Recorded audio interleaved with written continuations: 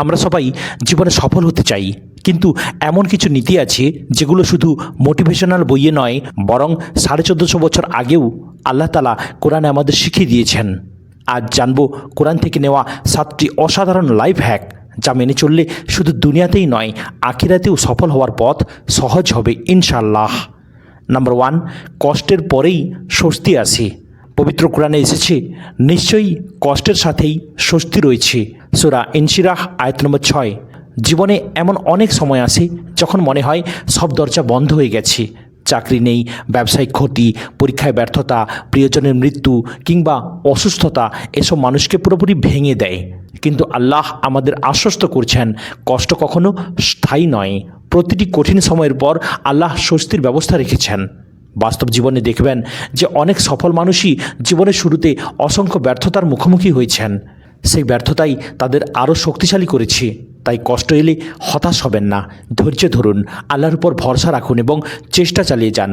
হয়তো আজকের এই কঠিন সময়ই আগামী দিনের সবচেয়ে বড় নিয়ামত হয়ে উঠবে ইনশাআল্লাহ। নাম্বার 2, নিজেকে না বদলালে জীবন বদলাবে না। পবিত্র কোরআনে এসেছে, আল্লাহ কোনো জাতির অবস্থা পরিবর্তন করেন না যতক্ষণ না তারা নিজেদের অবস্থা পরিবর্তন করে। সূরা আর-রাদ আয়াত নম্বর 11। আল্লাহ কি বলেছেন? যতক্ষণ না আপনি চেষ্টা করবেন ততক্ষণ পর্যন্ত আপনি সফল হবেন না।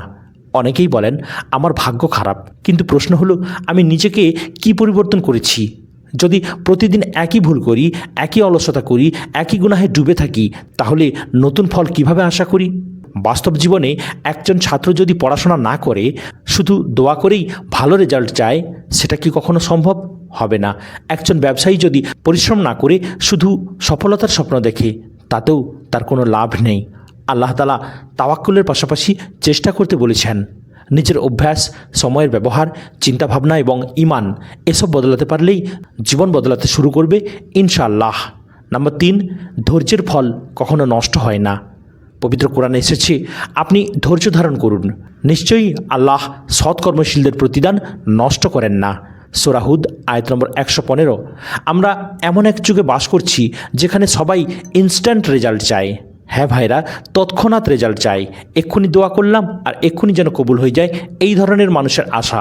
কিন্তু আল্লাহ আমাদের শিখিয়েছেন, ধৈর্য ছাড়া বড় কোনো অর্জন সম্ভব নয়। আপনাকে ধৈর্য ধারণ করতে হবে, আপনাকে প্যাশন রাখতে হবে। বাস্তব জীবনে একজন কৃষক আজ বীজ বপন করে কাল ফসল পান না। একজন ডাক্তার হতে বছরের পর বছর পড়াশোনা করতে হয়। এটাই বাস্তব। তেমনি ইবাদত, দোয়া, ভালো কাজ এসবের ফল পেতে গেলে আপনাকে ধৈর্য ধরতে হবে। তাই দেরি হচ্ছে বলে হতাশ না হয়ে ভালো কাজ চালিয়ে যান, কারণ আল্লাহ কখনো সৎকর্মদের প্রতিদান নষ্ট করেন না। নাম্বার 4, অপচয় শুধু টাকার নয়। পবিত্র কোরআনে এসেছে, খাও, পান করো, কিন্তু অপচয় করো না। সূরা আল-আরাফ আয়াত নম্বর 31। আমরা সাধারণত ভাবি অপচয় মানেই টাকা নষ্ট করা, কিন্তু বাস্তবে সবচেয়ে বড় অপচয় হলো সময়, স্বাস্থ্য, শক্তি এবং সুযোগের অপচয়। ঘন্টার পর ঘন্টা উদ্দেশ্যহীনভাবে মোবাইল স্ক্রল করা, অপ্রয়োজনীয় তর্কে সময় নষ্ট করা, অলসতায় দিন কাটিয়ে দেওয়া, এসবও অপচয়। একজন মানুষ যদি প্রতিদিন মাত্র 1 ঘন্টা ভালো কাজে ব্যবহার করেন, 1 বছরে তিনি প্রায় 365 ঘন্টা এগিয়ে যাবেন অন্যদের থেকে।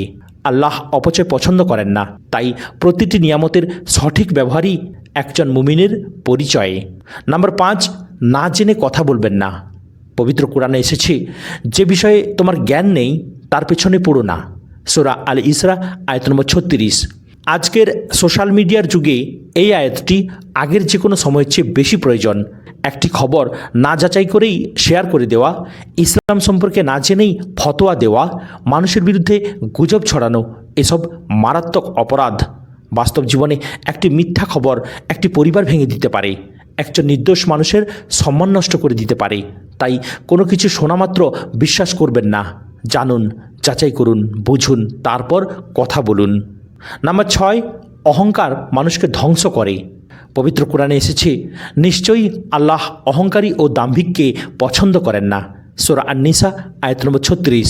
অহংকার এমন একটি রোগ যা মানুষ নিজে বুঝতেই পারে না, অথচ সে অহংকার করে চলেছে।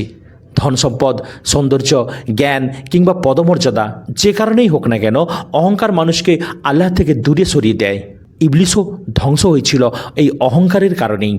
বাস্তব জীবনে দেখবেন বিনয়ী মানুষকে সবাই ভালোবাসে, কিন্তু অহংকারী মানুষকে মানুষ ধীরে ধীরে এড়িয়ে চলে। মনে রাখবেন, আজ যা কিছু আমাদের আছে সবই আল্লাহর দান, তাই কৃতজ্ঞ থাকুন এবং বিনয়ী হন। নাম্বার 7, আল্লাহর উপর ভরসা করুন। পবিত্র কোরআনে এসেছে, যে আল্লাহর উপর ভরসা করে তার জন্য তিনিই যথেষ্ট। সূরা আত-তালাক আয়াত নম্বর 3। জীবনে সব পরিকল্পনা সফল হবে না, কখনো চাকরি হবে না, কখনো সম্পর্ক ভেঙে যাবে, কখনো স্বপ্ন পূরণে দেরি হবে। এমন সময় অনেকেই ভেঙে পড়েন, কিন্তু একজন মুমিন জানেন, আমার রব যা করেন তা আমার চেয়ে ভালো জানেন। তাওয়াক্কুল মানে হাত গুটিয়ে বসে থাকা নয়, বরং সর্বোচ্চ চেষ্টা করার পর ফলাফল আল্লাহর হাতে ছেড়ে দেওয়া।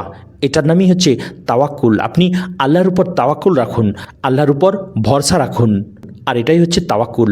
আর এই তাওয়াক্কুল যখন হৃদয়ের মধ্যে তৈরি হয়, যখন এই বিশ্বাস হৃদয়ে তৈরি হয়, তখন দুশ্চিন্তা কমে যায়, মন শান্ত হয়, আর মানুষ কঠিন পরিস্থিতিতেও ভেঙে পড়ে না।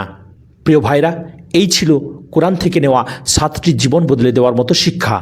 যদি আমরা শুধু এই 7টি নীতি আন্তরিকভাবে জীবনে বাস্তবায়ন করতে পারি, তাহলে ইনশাআল্লাহ আমাদের চিন্তা, চরিত্র, সম্পর্ক, কাজ এবং ঈমান সব কিছুই ধীরে ধীরে সুন্দর হয়ে উঠবে।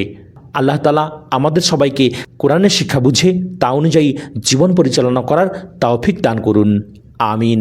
প্রিয় ভাইরা, যদি ঠিক এইভাবে কোরআন থেকে নেওয়া বিভিন্ন জীবন বদলে দেওয়ার মতো আয়াত আপনি চান, তাহলে ভিডিওটিকে লাইক করুন, কমেন্ট করুন এবং অবশ্যই চ্যানেলটিকে সাবস্ক্রাইব করুন।